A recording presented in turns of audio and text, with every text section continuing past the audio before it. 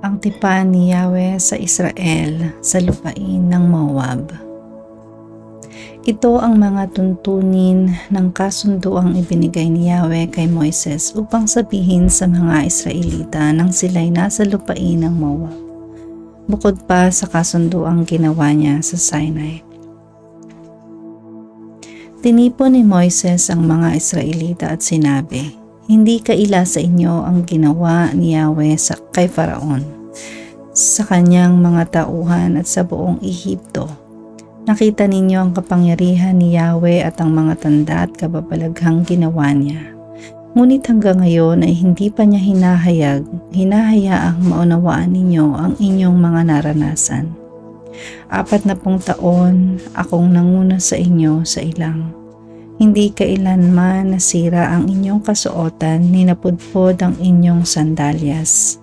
Wala kayong pagkain o inumin, ngunit binigyan kayo ni Yahweh upang malaman ninyong siya ang ating Diyos.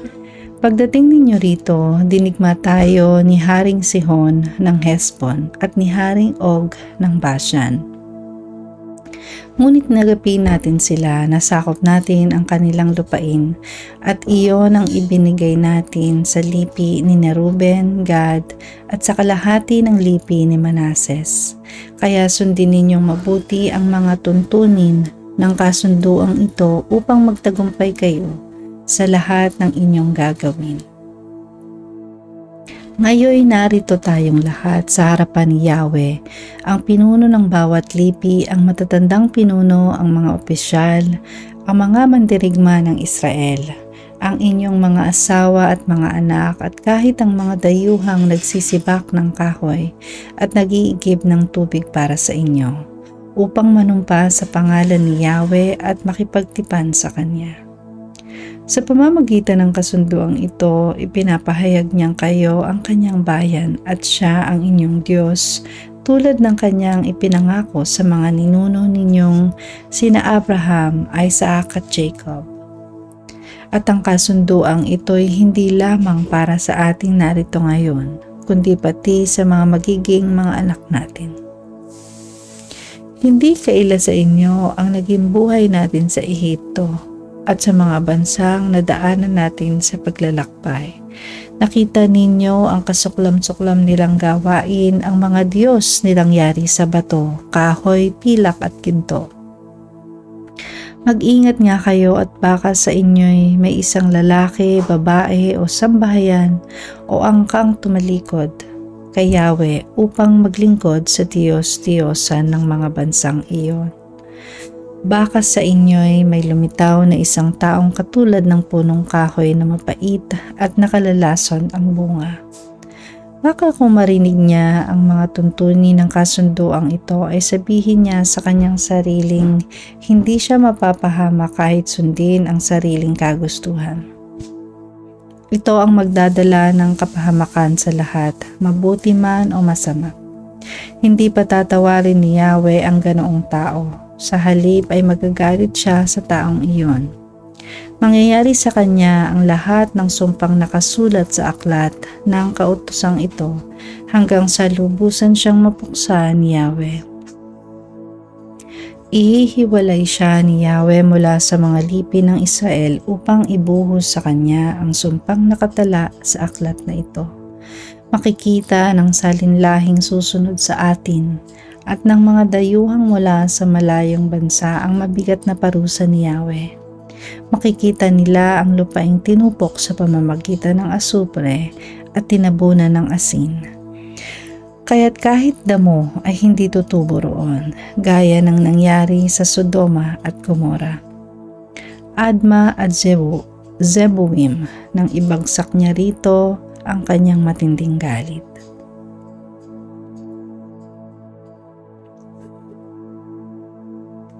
At sasabihin ng lahat ng nakakita nito, bakit pinuksa ni Yahweh ang bansang ito? Bakit matindi ang naging galit niya sa kanila? Ang isasagot ay, sapagkat tinalikuran nila ang kanilang kasunduan kay Yahweh, ang Diyos ng kanilang mga ninuno na siyang naglabas sa kanila sa Ehipto. Sila'y naglingkod at sumamba sa mga Diyos-Diyos ang hindi nila kilala at ipinagbabawal ni Yahweh sa kanila.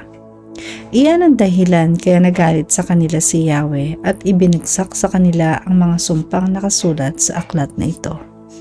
At dahil sa matindi niyang galit, sila'y pinaalis ni Yahweh sa kanilang lupain at itinapon sa ibang lugar. Naroon sila ngayon. May mga bagay na sadyang inilihim ng Diyos nating si Yahweh, ngunit ipinahayag ang kautosang ito upang sundin natin at ng ating mga anak magpakailanman.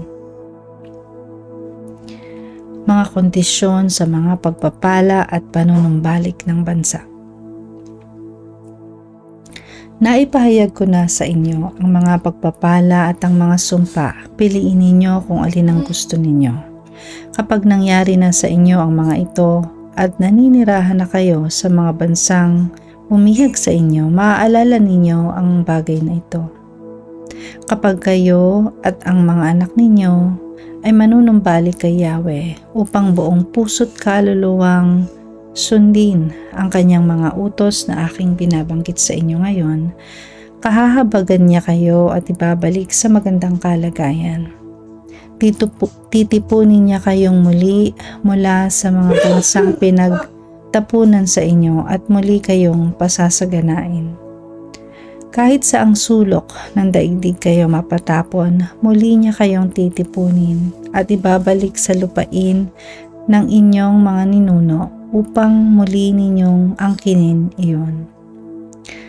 Kayo'y higit niyang paparamihin at papasaganain kaysa inyong mga ninuno. Babaguhin ang inyong mga anak upang babaguhin niya at lilinisin ang inyong puso at gayon din ang inyong mga anak upang ibigin ninyo siya ng buong katapatan. Sa ganoon mabubuhay kayo ng matagal. At ang mga sumpang ito ay ipapataw ni Yahweh sa inyong mga kaaway na nagpahirap sa inyo. Muli ninyong papakinggan ang kanyang tinig at susundin ang kanyang mga utos na ibinigay ko sa inyo ngayon. Pagpapalain niya ang lahat ng inyong gawain. Pararamihin niya ang inyong mga anak at mga hayop at papasaganain ang ani ng inyong lupain. Muli siyang malulugod sa inyo at pagpapalain niya kayo, tulad ng ginawa niya sa inyong mga ninuno. Ngunit kailangang makinig kayo sa kanya at buong puso't kaluluwang sumunod sa kanyang mga utos. Ang kautosang ibinibigay ko sa inyo ngayon ay hindi naman napakahirap sundin at unawain. Wala ito sa langit, kaya hindi na ninyo dapat itanong, sino ang aakyat sa langit? Para sa atin upang kunin ang kautusan upang marinig natin ito at maisagawa. Wala rin ito sa ibayong dagat, kaya hindi ninyo dapat itanong sino ang tatawid sa dagat para sa atin upang kunin ang kautusan upang marinig natin ito at maisagawa. Napakalapit ng kautusan sa inyo, nasa inyong mga labi at nasa inyong mga puso. Kailangan lang ninyo itong tuparin. Binibigyan ko kayo ngayon ng pagpipilian, buhay o kamatayan, kasaganaan o kahirapan. Kapag sinunod ninyo ang mga utos na ibinibigay ko sa inyo ngayon mula kay Yahweh na inyong Diyos, at kung mahal ninyo siya at ginagawa ang kanyang kagustuhan, pagpapalain niya kayo sa lupaing ibibigay niya sa inyo. Bibigyan niya kayo ng mahabang buhay at gagawing isang malaking bansa. Ngunit kapag tumalikod kayo at ayaw nang makinig sa kanya, sa halip ay naglingkod sa ibang mga Diyos, Ngayon pa'y sinasabi ko sa inyong malilipol kayo. Hindi kayo magtatagal sa lupaing sasakupin ninyo sa ibayo ng Jordan. Saksi ko ang langit at ang lupa na ngayon inilahad ko sa inyo, ang buhay o kamatayan, at ang pagpapala o sumpa. Kaya piliin ninyo ang buhay para kayo at ang inyong lahi ay mabuhay ng matagal. Ibigin ninyo si Yahweh, sundin siya at manatiling tapat sa Kanya, upang kayo at ang inyong salinlahi ay mabuhay ng matagal sa lupaing ipinangako niya sa ninuno ninyong sina Abraham, Isaac at Jacob.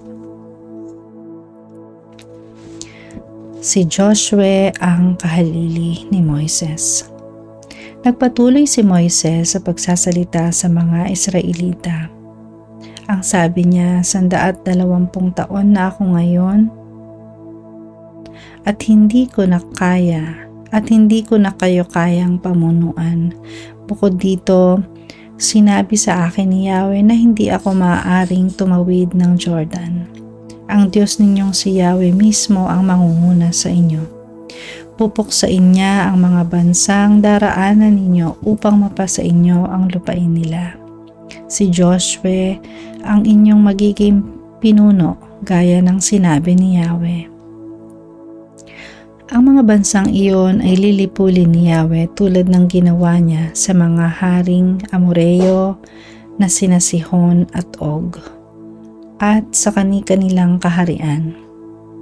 Sila ay ipapabihag ni Yahweh sa inyo at gagawin naman ninyo sa kanila ang sinabi ko sa inyo. Magpakatatag kayo at lakasan ninyo ang inyong loob. Huwag kayong matatakot sa kanila sapagkat sasamahan kayo ni Yahweh na inyong Diyos. Hindi niya kayo iiwan ni pababayaan man. Ipinatawag ni Moises si Joshua at sa harapan ng sambayanan ng Israel ay sinabi ang ganito. Magpakatatag ka at lakasan mo ang iyong loob sapagkat ikaw ang mangunguna sa bayang ito sa pagsakop sa lupaing ipinangako ni Yahweh sa kanilang mga ninuno. Si Yahweh ang mangunguna sa iyo, sasamahan ka niya, hindi ka niya bibiguin o pababayaan man, kaya't huwag kang matatakot ni panghinaan ng loob. Dapat basahin ang kautusan tuwing ika-7 taon. Isinulat ni Moises ang mga utos at ibinigay ito sa mga paring tagadala ng kaban ng tipan at sa matatandang namumuno sa bayan. Sinabi niya, sa pista ng mga tulda tuwing katapusan ng ika-7 taon na siyang taon ng pagpapatawad ng utang, basahin ninyo ang kautosang ito sa harap ng buong Israel sa lugar na pipiliin ni Yahweh upang do'y sambahin siya. Tipunin ninyong lahat ang mga lalaki, babae, bata, pati ang mga dayuhang kasama ninyo upang marinig nila ang kautosang ito. Sa ganoon, matututo silang matakot sa Diyos ninyong si Yahweh at sumunod sa kanyang mga utos. Pati ang inyong mga anak na hindi pa nakakaalam nito ay magkakaroon ng takot kay Yahweh habang sila'y nabubuhay sa lupaing titirhan ninyo sa ibayo ng Jordan. Ang huling tagapili ni Yahweh kay Moises. Sinabi ni Yahweh kay Moises, malapit ka nang mamatay. Tawagin mo si Joshua at pumunta kayo sa toldang tipanan upang bigyan siya ng mga bilin.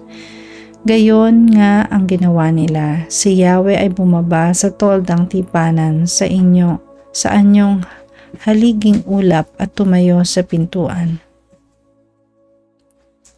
Sinabi pa ni Yahweh kay Moises, nalalapit na ang iyong kamatayan. Kapag nangyari na ito, ang Israel ay magpapakasama at maglilingkod sa mga Diyos-Diyosan sa lupaing pupuntahan nila. Tatalikod sila sa akin at sisira sa aming kasunduan. Kung magkakaganon, magagalit ako sa kanila. Itatakwil ko sila at tatalikuran at sila'y madaling mabibihag ng kaaway. Daranas sila ng mga kaguluhan at kapahamakan hanggang sa mapag-isip-isip nilang ito'y dahil sa akong Diyos nila ay hindi nila kasama. Pababayaan ko sila dahil sa kasamaang ginawa nila, ang pagsamba nila sa mga Diyos-Diyosan. Kaya nga isiulat mo ang awiting ito at ituro sa bansang Israel upang maging tagapagpaalala sa kanila. Kapag nadala ko na sila sa lupaing mayaman at sagana sa lahat ng bagay, tulad ng aking pangako sa kanilang mga ninuno. Mamumuhay na sila ng sagana at tiwasay. Ngunit sasamba sila at maglilingkod sa mga Diyos-Diyosan. Tatalikod sila sa akin at sisira sa aming kasunduan. Kung dumating na sa kanila ang matinding kahirapan at kaguluhan, ang awit na ito ang siyang susumbat sa kanila sapagkat matatanim ito sa isipan ng magiging lahi nila. Hindi ko pa sila nadadala sa lugar na ibibigay ko sa kanila ay alam ko na ang kanilang binabalak. Nang araw ring iyon, sinulat niya ang isang awit at itinuro ito sa mga Israelita. Itinalaga ni Yahweh si Joshua na anak ni Nun. Sinabi niya, magpakatatag at lakasan mo ang loob mo sapagkat ikaw ang mangunguna sa Israel sa pagpunta nila sa lupaing ipinangako ko sa kanila. Hindi kita pababayaan. Matapos isinulat ni Moises sa isang aklat ang buong kautusan, sinabi niya sa mga pari, dalhin ninyo ang aklat na ito at itabi sa kabanang tipan upang maging babala sa inyo. Alam kong kayo'y mapaghimagsik at matigas ang ulo. Kung ngayo'y buhay pa ako ay lagi kayong naghihimagsik kay Yahweh, lalo na kung patay na ako. Pupulungin ko ang inyong matatanda at ang inyong mga pinuno. Ipapaliwanag ko sa kanila ang mga bagay na ito at gagawin kong saksi ang langit at lupa laban sa kanila. Sapagkat natitiyak kong kayo'y magpapakasama pagkamatay ko. Nilihis kayo sa daang itinuro ko sa inyo. Darating ang araw na magagalit sa inyo si Yahweh dahil gagawin ninyo ang pinaka-aayawan niya. Ang awit ni Moises. Ito ang kabuuan ng awit na ipinarinig ni Moises sa mga Israelita.